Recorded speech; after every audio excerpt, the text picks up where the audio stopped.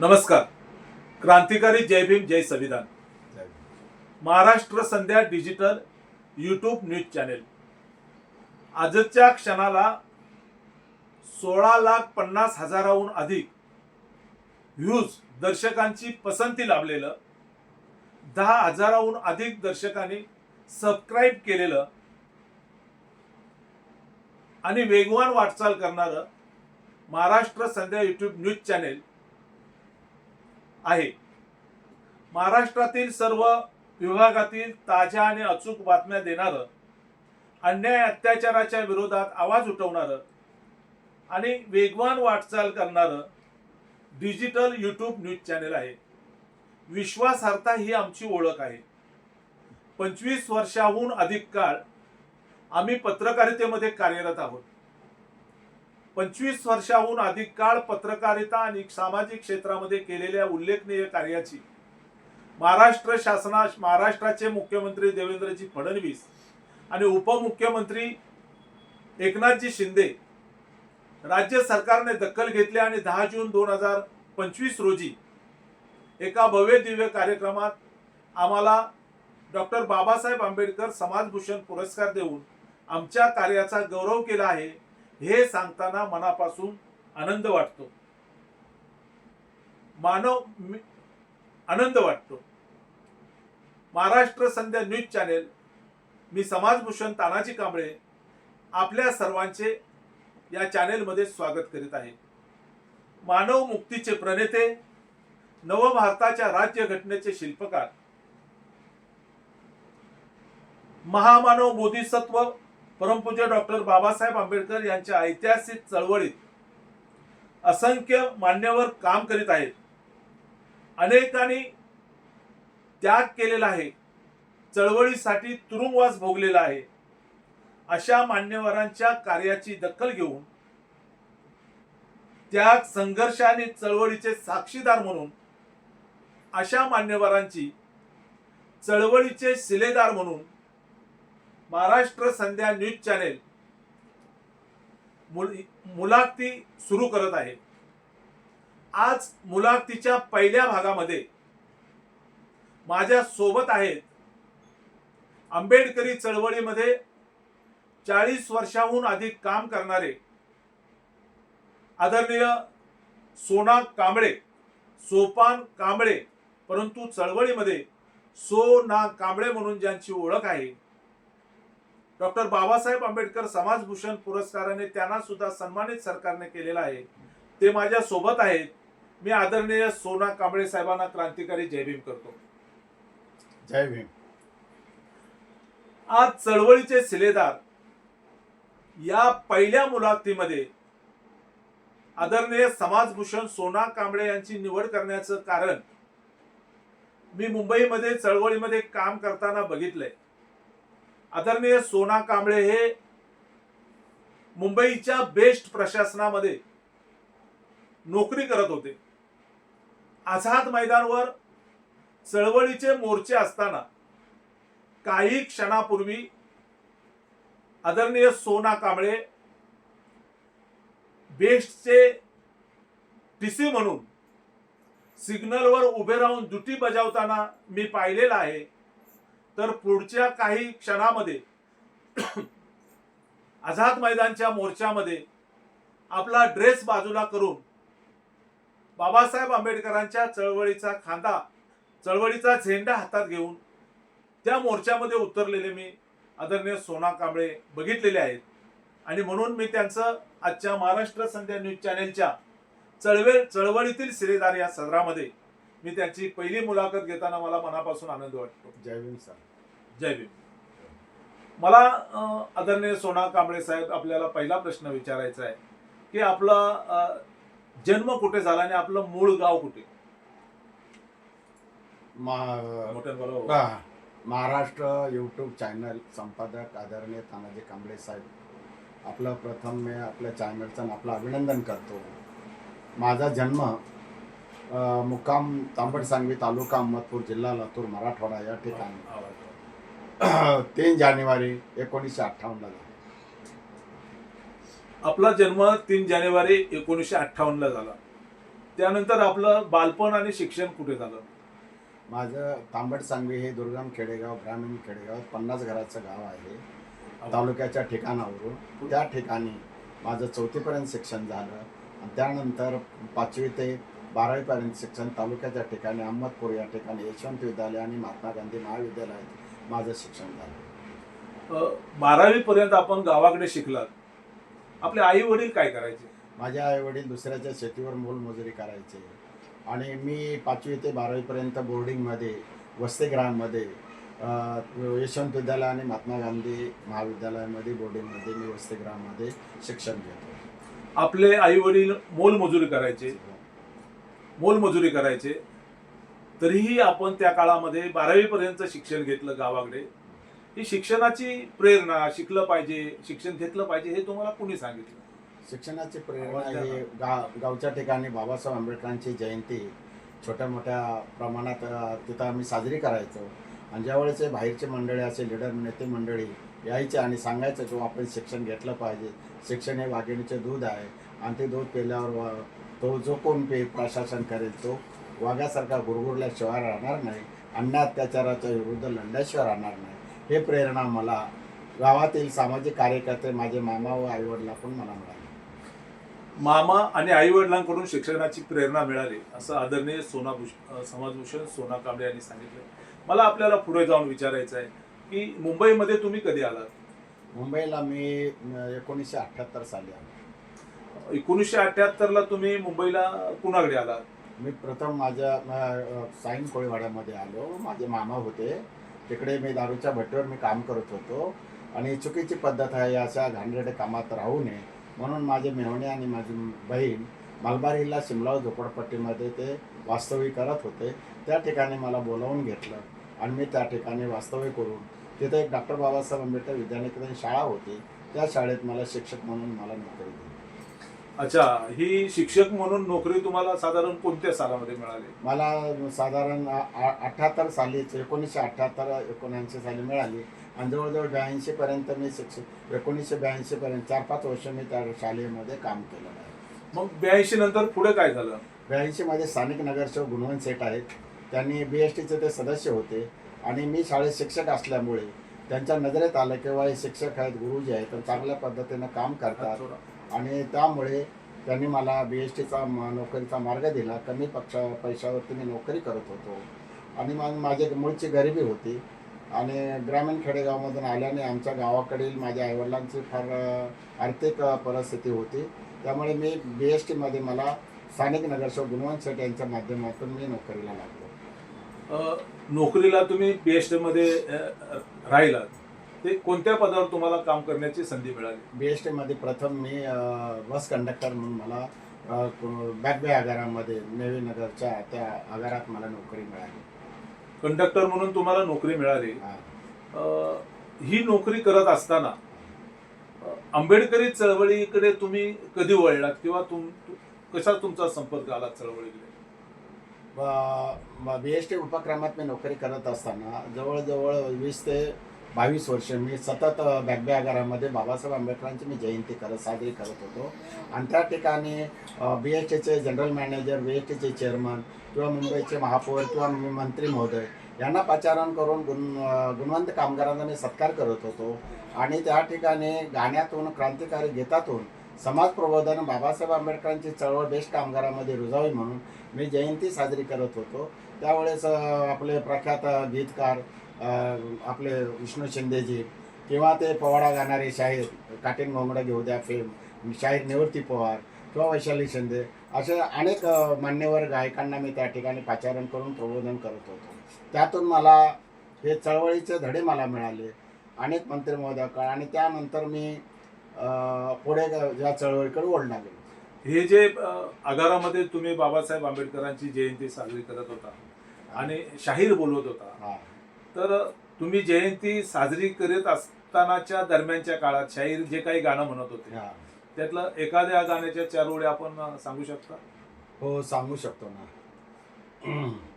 मला तुझ्या रक्तातला भीमराव पाहिजे अशा पद्धतीचं गाणं आम्ही ऐकून मला ते ऊर्जा आणि प्रेरणा मिळाली. मला तर प्रेरणा मिळाली. हा. त्याच्यानंतर मग मुंबईमध्ये ज्या काही बाबासाहेब आंबेडकरांच्या चळवळ खऱ्या अर्थानं पाहायला मिळत होत्या, तर मुंबईमध्ये बाबासाहेब आंबेडकरांच्या चळवळीमध्ये सुरुवात तुमची कशी झाली? पहिला संपर्क तुमचा कुणाशी झाला? तर या चळवळीत काम करताना पहिल्यांदा सामाजिक न्याय मंत्री माननीय नामदार रामदासजी आठवले साहेब, डॉक्टर बाबासाहेब आंबेडकरांची जयंती मी बॅगबे आगारामध्ये ते सामाजिक न्याय मंत्री होते त्यावेळेस त्यांना मी बॅगबेमध्ये पाचारण केलं होतं आणि त्यांच्या समेत आमदार TM कांबळे, सईद भाई संगारे आणि सुमंतराव गायकवाड, काकासाहेब खंबाळकर असे मान्यवर नेते माननीय आठवले साहेबांसोबत आले गेले आणि त्यांच्या विचारातून त्यांच्या सोबतीतून माझ्यावर एवढा प्रभाव पडला आणि त्याने एक नेमकं हेरलं आणि त्याच वेळेस मी बेस्ट वर्कर्स युनियन मान्यताप्राप्त युनियनमध्ये छोटा कार्यकर्ता होतो. पुढे पुढे जाऊन मी मोठा कार्यकर्ता झालो आणि युनियनचा कार्याध्यक्ष मान्यताप्राप्त झालो. एवढंच नाही तर मी संचालक म्हणून निवडून आलो आणि 1 वर्ष मी पतपेढीमध्ये चेअरमन पण झालो. हे मला आंबेडकरी चळवळीमध्ये जयंती माध्यमातून मी काम करत असताना प्रशासन आणि युनियनच्या पदाधिकाऱ्याची मला भेट झाली आणि त्यामुळे BSTमध्ये हे माझं नावलौकिक झालं आणि कामगारांचे प्रश्न मी सोडत राहिलो, जयंती करत राहिलो आणि त्यामुळे मी एक लोकाभिमुख बेस्टच्या कामगार क्षेत्रामध्ये बेस्ट कामगार नेता म्हणून मी झालो. बेस्ट कामगार नेता म्हणून बेस्टमध्ये तुमची एक ओळख झाली. हा. जे तत्कालीन मंत्री रामदासजी आठवले असतील, काकासाहेब खंबाळकर असतील, यांना तुम्ही निमंत्रित केलं, त्यांच्यावर तुम्ही प्रभावित झाला.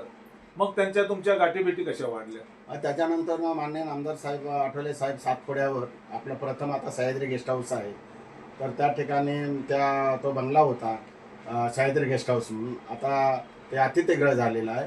तर त्या ठिकाणी प्रथम माननीय आठवले साहेब आले आणि त्याच्यानंतर मी गावी तर पॅन्थर चळवळीत मी काम करतच होतो, पण तिथं समाज कल्याण मंत्री आल्यामुळे त्यांच्या आमच्या भेटीगाठी झाली, त्यांच्या सत्काराला बोलवलं आणि लोकांचा गराडा आणि माझ्यासोबत काय कार्य असल्यामुळे त्यांनी माझी मलबार हिल तालुक्याची प्रथम सेक्रेटरी नंतर अध्यक्ष मला पदावर घेऊन त्या प्रथम आमच्या सिमलानगर निपेंशी रोडला RPIचे फलक लावले. नामदार आठवले साहेब त्यांचं लग्नही त्यावेळी झालं नव्हतं. हे 90-92ची गोष्ट आहे. त्या काळामध्ये मी आंबेडकरी चळवळीमध्ये मलबार हिलमध्ये एक छोटासा भीमसेनी कार्यकर्ता म्हणून मी कार्यरत झालो. तुम्ही गावाकडे शिकलात, मुंबईमध्ये आलात, शिक्षक झालात, नंतर बेस्टमध्ये नोकरी मिळाली. बेस्टच्या प्रवासातून तुम्ही चळवळीकडे ओढले गेलात असं इथपर्यंत तुमचं सांगताय. परंतु आता तुम्ही बोलताना पॅन्थर चळवळीमध्ये पण तुम्ही होतो असं सांगताय. ती पॅन्थर चळवळ त्या काळात काय होती आणि तुम्ही काय बघितलं? पॅन्थर चळवळीमध्ये मी महात्मा गांधी महाविद्यालयामध्ये 11वी-12वीला 77-78ला होतो. त्याच वेळेस नामांतर लढा डॉक्टर बाबासाहेब आंबेडकर मराठवाडा विद्यापीठासाठी सुरू झाला होता आणि त्यावेळेस मी कॉलेजमध्ये होतो आणि त्यावेळेस मग आमचे उदगीरचे विनायकराव बुलांडे, लातूरचे TM कांबळे, SM प्रधान नांदेडचे, अशा प्रीतम कुमार सेगावकर औरंगाबादचे, त्याचबरोबर गंगाधर गाडे साहेब औरंगाबादचे, हे अहमदपूर तालुक्यामध्ये येऊन त्यांच्या भाषणं व्हायचे. त्यावेळेस आम्ही कॉलेजचे विद्यार्थी लोक आम्ही त्यांच्या सभा घ्यायचो आम्ही आणि त्यामुळे त्यांच्या अन्याय अत्याचाराच्या विरोधातले आणि मराठवाडा विद्यापीठाला नामांतराच्या संदर्भामध्ये घणघाती त्यांचे शासनाच्या विरोधात भाषणं व्हायचे. ते भाषणं ऐकून आम्हाला एक ऊर्जा आणि प्रेरणा मिळाली आणि पॅन्थर चळवळीमध्ये ग्रामीण भागात एक छोटा कार्यकर्ता बॅनर पोस्टर लावणे आणि लोकांमध्ये बसून प्रेक्षक म्हणून ते पाहणे, ते आम्हाला ते आनंददायक वाटलं आणि त्याच आनंदात त्या चळवळीनं मला ते मुंबई मला गाठली आणि त्यात कळत न कळत पोटापाण्याच्या लढाईबरोबर मी आंबेडकरी चळवळीमध्ये लढाईत मी ओढलं गेलो आणि मी तिथून कार्यकर्ता सुरू झालो. तिथून कार्यकर्ते तुम्ही सुरू झालात, मध्ये इकडे पण बघा सुरू झालात. पॅन्थर चळवळीमध्ये चा विषय आता निघाल्यानंतर पॅन्थर चळवळीमध्ये त्या काळाची जी चळवळ होती ती फार आक्रमक होती. आपल्याला हा सगळा इतिहास माहिती आहे. एक कार्यकर्ता म्हणून तुम्ही पॅन्थर चळवळीमध्ये काय बघितलं आणि मराठवाडा विद्यापीठ आंदोलनामध्ये तुम्ही स्वतः सहभाग घेतला होता का? हा, हो. मी आंबेडकरी चळवळीमध्ये आझाद मैदानचे मोर्चे होते किंवा पहिले काळा घोडाला होते, त्यानंतर सम्राटला चर्चगेटकडे मोर्चे होते. स्वतःहून मी मराठवाडा विद्यापीठाच्या नामांतराच्या मोर्चामध्ये 3-4 मोर्चामध्ये मी अग्रभागी होतो आणि या नेत्यांचे म्हणजे पॅन्थर नेते राजाभाऊ ढाले, त्याचबरोबर नामदेव अंतर नेते संस्थापक पद्मश्री नामदेवजी ढसाळ, सय्यद भाई संगारे, मान्य नामदार रामदासजी आठवले यांचे मी स्वतः भाषणं ऐकली आणि त्या नामांतराच्या लढ्यात मोर्चामध्ये मी कार्यकर्ता म्हणून मी सहभागी होतो आणि ते मला पाहण्याचा प्रत्यक्ष सहभाग होण्याचा आणि पाहण्याचा मला एक योग मिळाला त्यावेळेस. आणि त्याचबरोबर एक मोठा रिडलचा पण मोर्चा निघाला. त्या रिडलच्या मोर्चात सुद्धा डोळ्यांनी तेव्हा मोर्चा मी पाहिला. एकंदरीत हे मोर्चे आंदोलनं आंबेडकरी चळवळीतले, पॅन्थरचे किंवा रिपब्लिकन चळवळीचे मोर्चे अन्याय अत्याचाराच्या विरोधामध्ये काळा घोडा किंवा सम्राट हॉटेल, चर्चगेट किंवा त्यानंतर आझाद मैदानला झाले. त्याच्यामध्ये मी हिरेरीने भाग, माझी पत्नी समाजभूषण जयश्री कांबळे यांना सुद्धा मला साथ दिली आणि मी भारतीय बौद्ध महासभेमध्ये सुद्धा काम करत होतो. ही आंदोलनामध्ये तुम्ही भाग घेतला. तुमच्या आजवरच्या आयुष्यामध्ये आंदोलनात भाग घेतला म्हणून पोलिसांनी तुम्हाला अटक केली, तुरुंगात टाकला, अशी काही घटना घडली? हा, बरोबर आहे. अशा अनेक घटना झाल्या. माझ्या अजूनही केस ह्याला शिवडी कोर्टामध्ये होते. माझे आपले मनसेचे नेते राज ठाकरे यांनी त्या हिंदू मिलच्या बाबतीत काहीतरी बोलले आणि नेते रामदासजी आठवलेच्या बाबतीत काहीतरी शब्द वेगळे बोलले होते अपमानकारक. त्याच्या निषेधात आम्ही मोर्चे, आंदोलन किंवा त्यांच्या प्रतिमा जाळण्यापासून किंवा त्यांच्याबद्दल मोर्चे काढले. त्यावरही आमच्यावर शिवडी कोर्टामध्ये 10 ते 12 वर्षे केस चालू होती. त्यानंतर सुमंतराव गायकवाड साहेबांवर त्या कोर्टामध्ये बाबासाहेबांचा फोटो लावण्यात परभणीला काहीतरी विरोध केला म्हणून त्याचा मोर्चा काळा घोडाला बाबासाहेबांच्या पुतळ्याजवळ कपरंडा मोठा भयानक मोर्चा निघाला. त्या मोर्चामध्ये आमच्यावर लाठीचार झाला. भाई संगारे जखमी झाले होते, सुमंतराव गायकवाड होते आणि त्यावेळेस माझी मिसेस आणि मी आम्हाला पकडलं आणि आझाद मैदानला नेलं. काळा किल्ल्यामध्ये कोर्टामध्ये आम्हाला आमची जवळजवळ 5-10 वर्ष केस चालू होती आणि ते आदरणीय सुमंतराव गायकवाड साहेबांनी मग ते केस कशा तर पद्धतीने मिटवली. अशा अनेक आमच्यावरती मोर्चा, आंदोलन काढल्यामुळे मग बँठण चौपाटी या ठिकाणी मोर्चा काढला होता. मान्य आठवले साहेबांच्या नेतृत्वाखाली मशाल मोर्चा होता. अनेक असे नामांतराचे मोर्चे, रिडलचे मोर्चे किंवा खेरलांजीच्या हाताखंड्याचे मोर्चे किंवा माता रमाबाई इथं गोळीबार झाला, तिथे 10-11 शहीद झाले. त्या शहीदांना न्याय मिळवण्यासाठी मनोहर कदमवर कारवाई होईल म्हणून रमाबाईच्या हाताखंडाबद्दलचे मोर्चे, असे नाना प्रकारचे अनेक अन्याय अत्याचार झाले.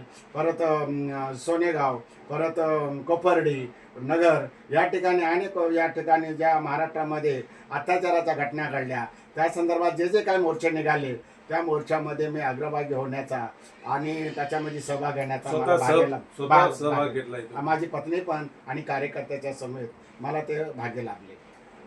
तुम्ही अनेकदा अनेक भाषणांमध्ये पोचीराम कांबळे यांचा फार असा भावनिक, भारावून जाणारा उल्लेख करता. ती काय घटना आहे, त्याबद्दल काय सांगाल? आमच्या गावाजवळच आहे. मी मुक्काम तांबडसांगी तालुका अहमदपूर, जिल्हा लातूर. जवळपासच हे नांदेड शहरामध्ये सोगाव गाव आहे, टेंभुर्णा गाव आहे. तिथले ते रहिवासी असून त्या नामांतर लढ्यामध्ये गावच्या लोकांनी त्याला जयभीम बोलू नको किंवा मराठवाडा विद्यापीठाच्या नामांतराचा भानगडी तू लागू नको म्हणून त्याला गावच्या लोकांनी, जातीवादी लोकांनी दम दिला. परंतु पोचीराम कांबळे यांनी ते ऐकलं नाही. सावकाश सांगा, पोचीराम कांबळेंचं आणि तुमचं गाव किती किलोमीटर? जवळजवळ 50-60 किलोमीटर अंतरावर आहे. मग तिथे ही नेमकी काय घटना झाली? घटना नेमकी झाली, पोचीराम कांबळेला सांगण्याचा ज्यावेळेस मराठवाडा विद्यापीठाच्या नामांतराचा मराठवाड्यामध्ये संघर्ष पेटला, गोरगरिबांवर अन्याय झाल्या, झोपड्या जाळण्यात आल्या, अनेक लोकांचा खून खराबा, बलात्कार करण्यात आला सुवर्णांनी आणि त्या ठिकाणी जे गोविंदभाई शराफ आहेत किंवा नरहर कुरुंदकर आहेत किंवा केशवराव धोंडगे आहेत, या लोकांनी उचल खाल्ली आणि आपल्या मराठवाडा विद्यापीठाला नाव मिळू नये म्हणून या लोकांनी सुवर्णांनी अस्पृश्यावरती एक प्रकारचा छुपा हल्ला केला आणि दोन्ही सभागृहाने ठराव मंजूर झाला असताना त्यावेळेस मुख्यमंत्री मान्य शरदचंद्रजी पवार होते. दोन्ही सभागृहाने मराठवाडा विद्यापीठाचं नामांतर ठराव पास केला 27 जुलै 1977-78च्या दरम्यान. परंतु त्याची अंमलबजावणी होऊ नये म्हणून मराठवाडा पेटवला जातीवाद्यांनी, मनोवाद्यांनी आणि त्याचा साक्षीदार मी आहे आणि आमच्यावरही ते त्या मराठवाडा जळत असताना त्याचे परिणाम दूरगामी मिळाले. मग ते जनार्दन मावाडे असतील किंवा पोचीराम कांबळे असतील. आपल्याला सोना दादा, आपल्याला तेच आपल्या प्रेक्षकांना ऐकायला व्हायचं आहे की मवाडे असेल, पोचीराम कांबळे असेल, यांचे काय हालत झाले ते आपल्याला लोकांना त्याने हालाल करून त्यांना मराठवाडा विद्यापीठाच्या नामांतर लढ्यामध्ये जे काय आपले कार्यकर्ते होते किंवा नेते होते त्यांना का सळो का पळं केलं आणि या जातीवादी गावगुंडांनी त्यांना पकडू त्यांचे खून केले, रक्त सांडलं. त्याचप्रमाणे पोचाराम कांबळेला जय भीम बोलू नको किंवा मराठवाडा विद्यापीठाचं नामांतर मिळू नको म्हणून त्याचे हात तोडले, पाय तोडले. एवढ्यावर ते भागले नाही, त्याला जिवंत जाळण्याचा प्रयत्न केला. आणि या माझ्या बापाला न्याय मिळावा म्हणून त्या चंदर कांबळेंनी सुद्धा पुढे प्रयत्न केला. त्याला सुद्धा गावकोंडाने त्याच्या मुलाला मारलं गेलं. मातांग समाजामधले जरी हे लोक असले तर आंबेडकरी चळवळीमध्ये, बाबासाहेबांच्या चळवळीमध्ये मातांग समाजाचं पोचाराम कांबळेच्या रूपाने आणि चंदर कांबळेच्या रूपाने फार मोठं योगदान आहे आणि त्याचा साक्षीदार मी आहे. आणि म्हणून एक गाणं, एक कविताने बोललेलं आहे, कीर्तकाराने गाणं बोललेलं आहे, थडियातून उठून पोचेराम नाचला, आई सांग मला जय भीम पोहोचला. अशा पद्धतीनं हे कवन केलं तर आम्हाला त्या मराठवाडा जळालेला, मराठवाड्याच्या नामांतराच्या या आठवणी आजही आम्हाला जागल्यासारखं होतं. नामांतराच्या आठवणी आजही आपल्याला जागल्यासारखं होतंय किंवा या ठिकाणी समाजभूषण सोना कांबळे यांनी जाग्या केलेल्या आहे. आपण रिपब्लिकन ऐक्याचे सुद्धा साक्षीदार आहात. हो. काय सांगाल ते ऐक्याच्या काय घटना तुम्ही बघितलेल्या आहेत, काय ऐक्याबद्दल सांगाल? ऐक्याच्या संदर्भामध्ये पहिलं ऐक्य झालं 1989ला पहिले ऐक्य झालं. त्यामध्ये शिवाजी पार्कला ऐक्य झालं. त्याच्यामध्ये ॲडव्होकेट BC कांबळे होते, दादासाहेब गवई होते, बाळासाहेब आंबेडकर होते, माननीय आठवले साहेब होते, गंगाधर गाडेजी होते, आपले राजाभाऊ गाडे होते, त्याचबरोबर राजाभाऊ ढाले होते आणि त्याचबरोबर पद्मश्री नामदेव ढसाळ होते, सईद भाई संगारे होते. आणि हे सगळे दिग्गज नेते सगळे एकत्रित आले 89ला. त्यावेळेस आम्ही त्यामध्ये तो भूतोन भविष्य असा ऐक्याचा सोहळा पाहिला. त्याच्यानंतर ते नंतर 90ला निवडणुका झाल्या आणि त्याच्यामध्ये 2 गट पडले गेले. बाळासाहेब वेगळे झाले आणि रामदासजी आठवले आणि गवई साहेब वेगळे झाले. यांनी पाठिंबा काँग्रेसला दिला. त्यांनी म्हणले की आपलं स्वतंत्र लढू. अशा पद्धतीनं त्यांच्यामध्ये जरा फाणी झाली आणि त्याच्यानंतर काँग्रेसकडे जाऊन रिपब्लिकन पक्षाचा मान्य आठवले साहेब, गवई साहेबांचा, सईद भाई संगारे या ग्रुपचा काँग्रेसला फायदा झाला. म्हणून मान्य शरदचंद्रजी पवार यांनी माननीय आठवले साहेबाला समाज कल्याण मंत्रीपद त्यावेळेस त्या ऐक्याने पाठिंबा दिला. म्हणून त्यांना समाज कल्याण मंत्रीपद मान्य आठवले साहेबाला दिलं. परंतु आदरणीय समाजभूषण सोना कांबळे साहेब, रिपब्लिकन नेत्यांचं ऐक्य झालं आणि पुढे 4 खासदार लोकसभेमध्ये निवडून गेले, तेव्हा लोकांची ह्याबद्दलची काय भावना होती? तर ते 89-90चं ऐक्याच्या नंतर पुन्हा 95ला ऐक्य झालं आणि त्यानंतर त्या रिपब्लिकन ऐक्याच्या नावाकाळनं उचल खाल्ली त्या दैनिकाने रिपब्लिकन ऐक्यासाठी. आणि 9 उपोषण करते सिद्धार्थ कॉलनी चेंबूरला होते आणि परत नवाकाळनी त्यामध्ये भरमसाठ ऐक्याच्या संदर्भामध्ये लिहिलं गेलं. अनेक समाजाचा उठाव झाला नवाकाळच्या बातम्या बघून. त्याच्यामध्ये आपले संपादक, आता हे सम्राट चालवतात त्यावेळेचे वार्ताहर बबन कांबळे साहेब होते आणि जिथं जिथं मिटिंग होतील त्यांचा एक उठावचा मोर्चा येत होत्या आणि समाज सगळं एकत्रित येऊन नेत्यांची सळका पळं झाली होती. आणि त्या परिस्थितीत आम्ही पण आघाडीवर होतो. मलबार हिलला पण आम्ही रिपब्लिकन ऐक्याची बैठक घेतली होती. नवाकाळला पहिल्या पानावरती ती बातमी आली गेली. अशा अनेक मुंबईमध्ये, महाराष्ट्रामध्ये वातावरण तापलं गेलं आणि नेत्यांना एकत्रित येण्याशिवाय पर्याय नाही. परत 1955ला ऐक्य झालं आणि त्यानंतर त्या ऐक्यामधून पुढे 97ला ज्या निवडणुका झाल्या काँग्रेसला पाठिंबा दिला आणि त्यामध्ये उगवता सोडून निशाणी होती. 4ही खासदार निवडून आले.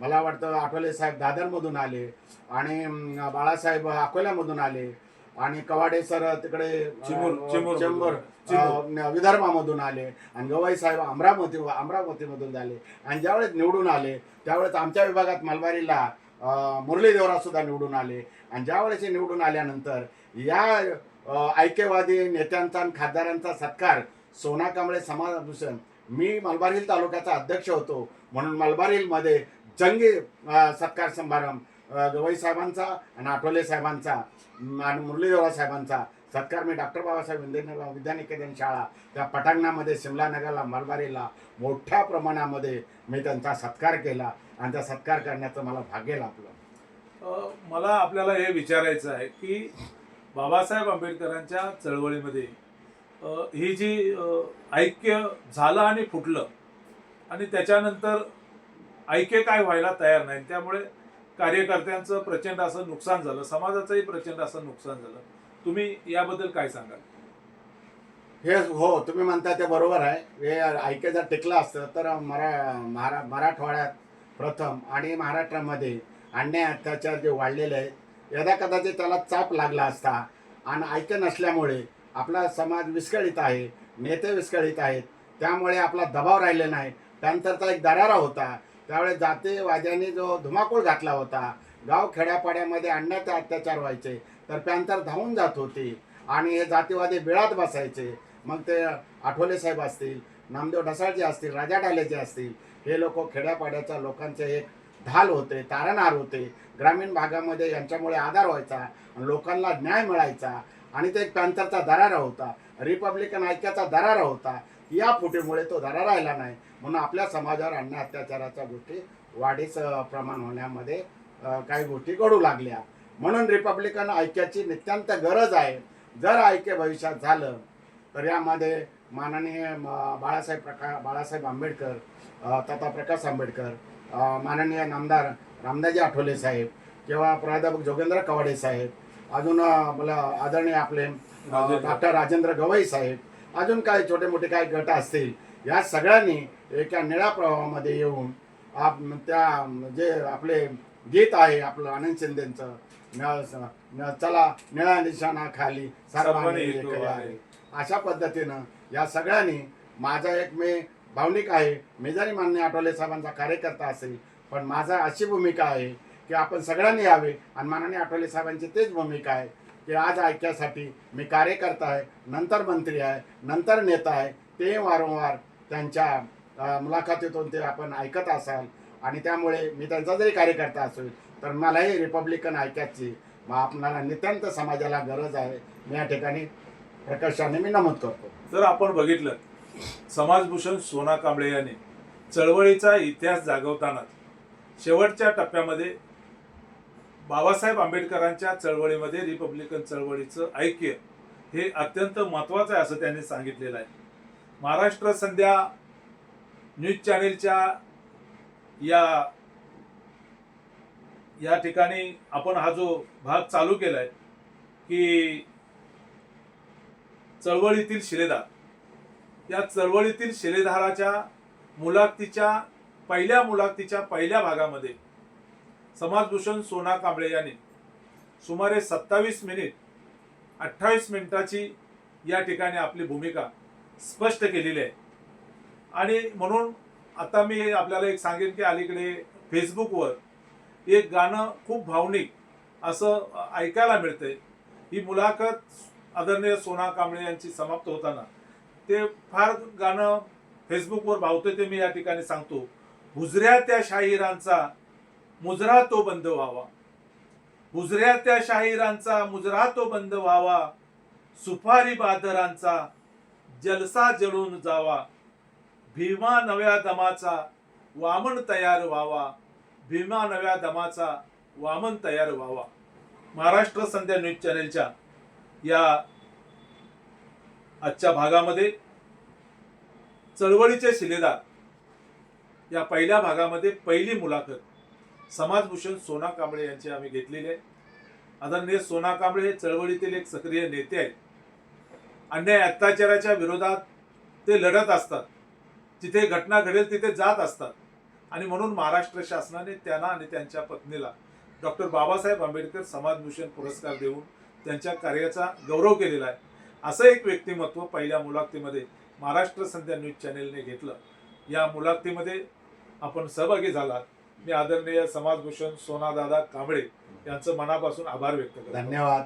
महाराष्ट्र यूट्यूब चॅनलचे लोकप्रिय संपादक तानाजी कांबळे साहेब, आपण माझी मुलाखत घेऊन या ठिकाणी सगळ्या जनतेला माझ्या भावना आपण आपल्या चॅनलद्वारे दाखवणार आहात. त्याबद्दल आपल्या चॅनलचे आपलं व्यक्तिशः मी अभिनंदन करतो, आभार मानतो. जय भीम, जय भीम. जय बुद्ध, जय भारत, जय संविधान. एवढी एकदम चहा चांगला झाला. एवढी